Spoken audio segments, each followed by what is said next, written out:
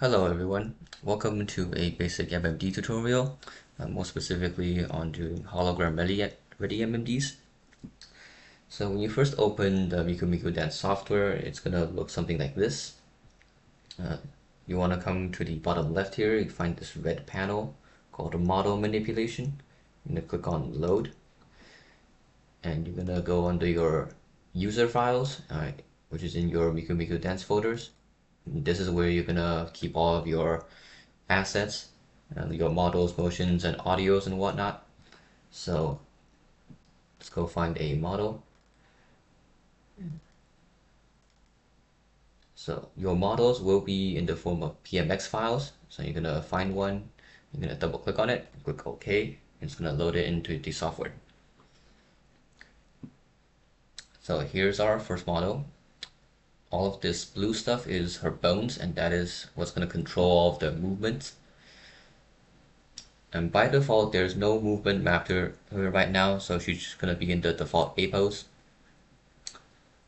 And bottom left here, you can either click on the true camera button or click on the model manipulation, click on the camera thing, and you're gonna go back to the default camera view so that you can avoid seeing all of that clutter for now.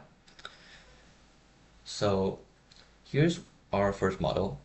So we're still missing a motion and audio.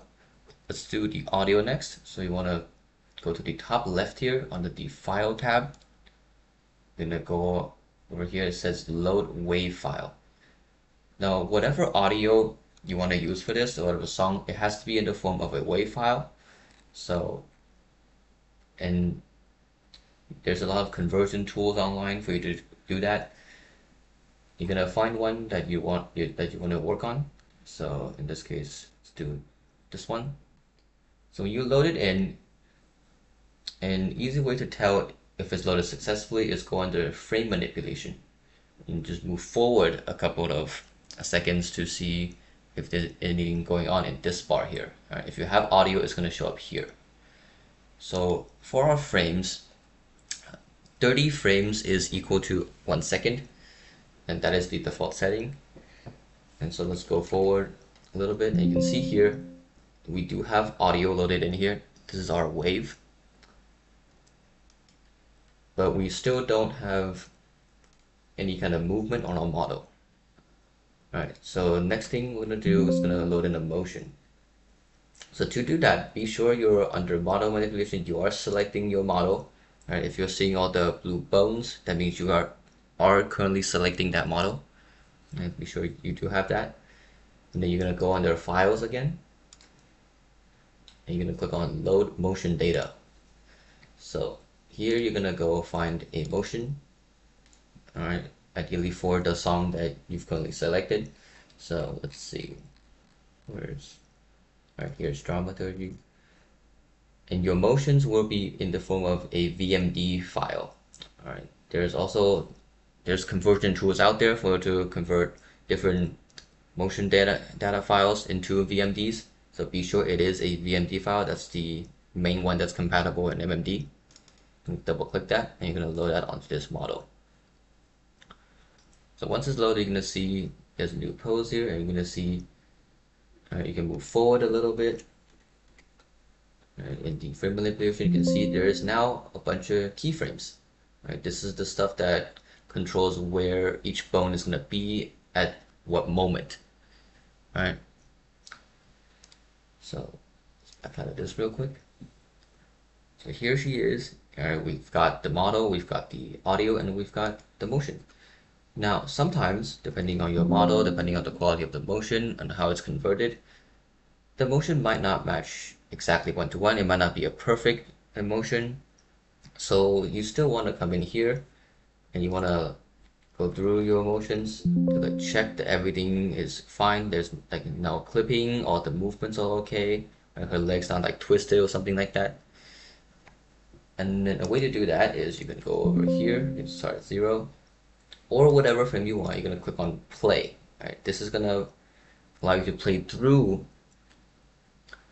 all the stuff that you currently have. Alright, so if you click play, you're going to see there's our MMD. Right, so you see Miku, she is dancing to the song. So you can do that through the whole song. You can have like a notepad open to keep track, like at what moments and so there might be a problem that you want to take a closer look at or something that you want to fix. And something to help with that is you can go under View, you can click on Information Display, you can click on that. Now if you click Play, there is now frame data on the top left here. It'll show you how far in you're on through your playthrough, so you can keep track of where some things are, right? Another way to help with that is these two buttons down here, right? From frame and stop frame. If you have these turned on, what it's going to do is when you hit play, but from frame means you're going to play from the frame that you're currently on. So let's say we're at 630 frames. And if you click play, it's going to start right here. What stop frame means is whenever you stop the play, it's going to stop at wherever it got to, right? Instead of returning all the way, always returning back to 0 or back to 630. Right, so it's going to look like this, right? Click stop again, see we've progressed to 700. So this is also an easy way to check your MMD, or just play it through. If you see a problem, you can stop it there, or you can note it down, jot it down on a notepad, and come back later to fix it. And how do you like fix a motion? So what you want to do is go back to your model. You can either click on to model, which is this button here, or manually select under model manipulation, get all the bones to show up again.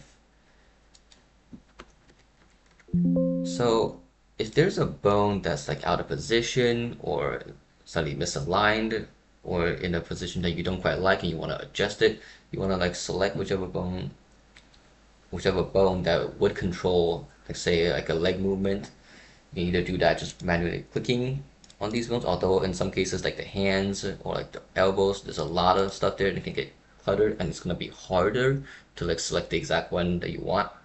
Another way to select the bone is go under here, under frame manipulation. This left column here is all of the bones. And sometimes they're like named, sometimes they're not. There's going to be a bunch of nulls. So for example, like null 02 is this like right ankle bone. You can go to an exact point. Let's say this one, we want to move it maybe like a little bit to the left, a little bit to the right, up or down. You can go under here. You have these coordinates, right? If you want to move the ankle a little bit higher, we can go maybe like 1 unit. Do that, put enter, you can see it moving, right? And every time you move a bone, if you like where it is, you're gonna want to go under here, the blue panel called bone manipulation, and click register so that it saves that change to your overall motion. But otherwise, you can either just set it back to where it is or just select a different bone, or otherwise back out of this view so that it won't save it. All right, and just go back to normal. All right, so let's go ahead and do that and set it back to normal. So that's something you can do by checking through your motions. If there's a particular thing that's out of place, you can like fix it manually. Or if there's like a lot of things that are out of place, you can try a different motion or try a different model. Some models are compatible with different motions because every motion is mapped to a different like default base set of bones, and it's going to be different between different models that you use. Now, how to make this hologram ready? Well, first thing you're going to do to make this hologram ready is go under this background tab. You're going to make it into a black background. That is the default setting for making it hologram ready. So you don't want all that extra light coming in through your projectors onto your screen. And another thing you can do is go under view. You can also turn off like the ground shadow. Alright, that's not gonna matter in a hologram MMD. You can leave it on, you can leave it off. It's not gonna show up, but leaving it off is usually like better on your device. It's gonna be better for processing. So now that we're here, the next thing you want to do is make the view completely 2D, right? Completely planar. Because what the hologram projection does in a real concert is you're projecting in video onto a 2D flat screen, right? So you also want your video to be in a 2D view instead of this 3D thing. You can see the ground has depth to it. You can see the z-axis and all that. And that's not gonna have a good hologram effect because like what's gonna happen is actually dances, she's gonna move backwards and forwards. And that's gonna make her go smaller and bigger depending on how far away she is, right? Which is not something you want on like a staged, a 2D screen on a stage, right? So to fix that, you can do is come under this blue camera panel. You're gonna unselect the perspect button. Right now it's highlighted, so you want to go ahead and just unselect that, and that's gonna turn your view into completely 2D. It's gonna basically get rid of any kind of depth. You're not gonna have any like depth perception on here anymore. So the z-axis is now completely, the ground is not completely flat. And another thing is right now, Miku is like the ground level is floating quite a bit above the bottom of the screen. In a hologram projection, you ideally want to line up that ground level with the bottom of your screen. So what you can do is, while you're selecting your camera, is you can move the camera's position, right? Similar to how you move bone positions. You come over here, maybe the y-axis. The y-axis is this green one here, so that controls the up and down positions. And let's just try moving it up a little bit, maybe like to 15. Oops, that's a little bit too high. Maybe try halfway, 12.5. Press enter. That looks better. So if once your camera is at a position that you're happy with, you're gonna, similar to doing it with bones, you also want to register that. So under the camera panel, you're gonna click register. Although before doing that, we are currently on frame 630, and we do want our camera to basically be in this same position throughout the whole song. So we're gonna go ahead and go to frame 0. And to move across the frames, you can either type in manually like the frame number that you want to go to, or you can use these buttons, right? And this one here is going to bring you all the way to the start of your motion, and this one here is going to bring you all the way to the end.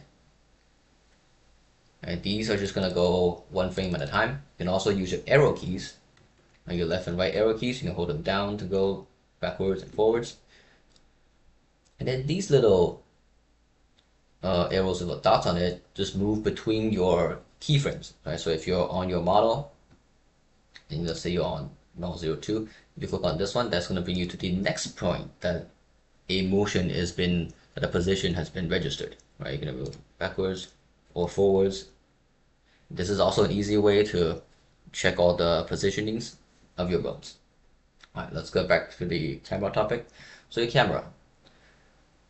We want to have the camera set, right, at the very start, right, frame 0, and then just keep it there throughout the entire song. So you want to register it here. So we're going to go down here. We're going to do all our changes. Like, we're going to unselect perspect. We're going to move it up to, 12.5. Put enter. And, yeah. So here is our camera position, and we're going to go ahead and register that. Click here. Now that our camera's position is saved on frame 0, and it's going to stay like that unless we change it again somewhere down the line, if that's like something we want to do.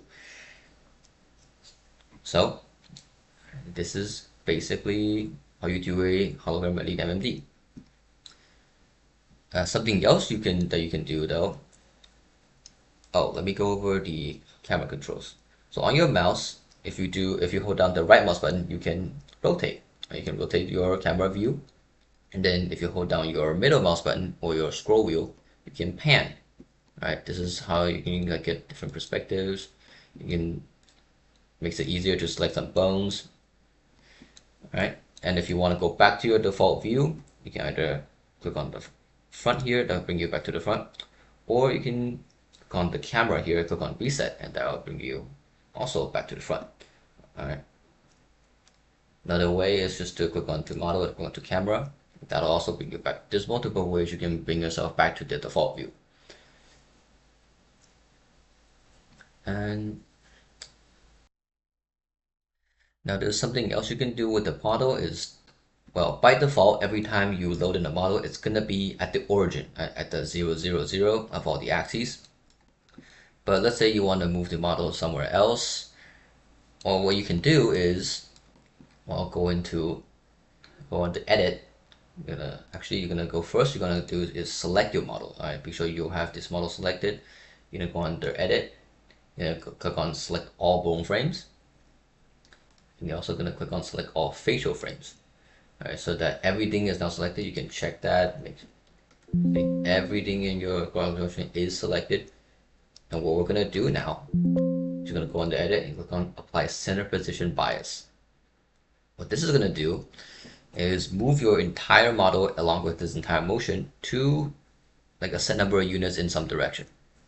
Let's say we want to move her up to like maybe this point right here instead of here. On the grid lines, every marker is 5 units. So this is the blue, that's the z-axis. So if we want to move her here, that would be 15 units forward in the z-axis, which would be negative 15. Click on OK, and you're gonna see her pop forward. Right, this can be useful if you want to say, let's say you want your model to start at a different position, or you want to shift. You might not want your model to be at the center. Maybe you want it on the left or the right. Or this is also something you can do if you want multiple models. Right, that can be for like a duet, or like a trio, or even like an outfit swap. So what we can do is load in another model. You can have multiple models in one MMD. So let's go find another one. We want to do bin. This, yeah. So once again, you're gonna load in your PMX file. And you can see, yeah, by default, it will always load in at 0, 0, 0 at the origin, and it's gonna be in the default pose with no motion on it. So with her selected, you can see all her bones. That way you know that you have this particular model selected and not Miku. You're gonna go into file. You're gonna load the motion for her as well. All right. So there you have 2 models on the same motion. If you go to your camera view, they're kind of on the camera view. You're gonna see that they're overlapping. You might not want them to do that. So a way to fix that is you can go ahead and find Win. Now both of these models are called null 0, 0. You just want to see which one's bones pop ups. Okay, so this model is Win. So what you can do is go on the model manipulation. You can unselect the disp button. That'll make her disappear. So here we go. Rin has now disappeared. And you can, if you reselect it, it'll make her appear again. So an important thing with this is when you're working with multiple models, you want to make sure that they are not overlapping each other, that they're not physically on top of each other. So if you only keep spawning them in and you don't move them, like Miku is going to be at the origin and Rin is also going to be at the origin, they're going to be clipping into each other. That's going to cause physics issues. So you want to make sure you offset them, right? If you're working on a hologram MMD, are you going to have the camera in the perspective, like you're going to have the camera in the perspect setting, right? The non-perspect setting, which will get rid of depth perception. So it doesn't really matter how far forward or backward you move these models, right? So that's an easy way to separate them physically in the engine and still have them appear basically the same size and the same position, right?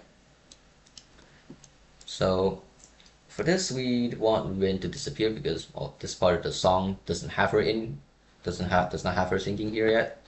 So you're gonna go ahead and unselect this button. You're gonna click register. All right. Any kind of changes you make down here, you always want to click register so that it saves to your video. Right. If you don't, then it's not gonna be saved, and you're gonna have to do it again. So now that that's registered, right, you can see that Rin is now gone. And so if you play it,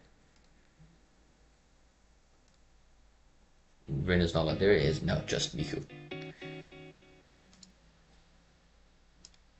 Now there is a point where Rin does come in. I've marked that down. I believe it's 1960. About here, Rin does come in. Now, if you want to slowly work through your frame data, right? If you just scroll by default here, you can't really hear you can see the waves here, but you can't hear the song. And it's hard to tell what this is with just all those squiggly lines. So something you can do is under File, I believe, yeah, there's an option called Play Wave with Frame. If you turn this on, now if you scroll through your frames, either using these buttons or using your arrow keys, you will hear the song also play frame by frame. All right, something like this. All right, so you can. That's another way for you to check things frame by frame to see like where another singer comes in, where a transition in the song happens. All right, so I believe it at about 1860 frame, 1860 Rin comes in here. All right, so what we want to do is then swap Miku out for Rin. So you can go to model. I believe this one it should be Miku. So we want to make Miku disappear. So do that. And go to Rin and make her appear. So what this is gonna do is on frame 1860, right? What's gonna happen is Miku's gonna disappear and Rin's gonna appear. Right as she comes in. So let's check that. We can go back a bit. Maybe a little bit further down. Oops. There's something like this. Right, you can click play. We have the from frame check, so it's gonna start the play. We do at frame 1770. You can see. So you can see they swapped out for each other at frame 1860. That's something you can do with like different singers. You can also do that for outfit swaps. Like if you want Miku to be wearing clothes like this and then swap into a different outfit at one point in the song, that's how you would do it. This is a way to do it, is you swap the whole model. So that is about it for this part. So when you are working through MMD, you want to be sure that you are saving pretty often. This is a pretty old program. It doesn't have like autosave or that or whatnot. So every time you go through make a decent amount of progress, you want to go up here to File. You want to click Save or like Save As to make sure you save your progress. Right. I'm not gonna save this one because it's just a tutorial, but when you come back in, you can go under File and click on Open, right, to go through and find the previous MMD that you were working on and load that up to work on it again. So for example, if you click Open, yeah, I'm okay with this. So all of your MMDs, you can organize them into a folder. They're gonna be a PMN file, all right? So let's just open a new one. And so when you open a saved MMD file from a previous one, it's going to take some time to load in, but once it's loaded in, you can continue working on where you left off. And we're not going to go through, so for this video, we're not going to go through all the rendering stuff. That might be for a different video.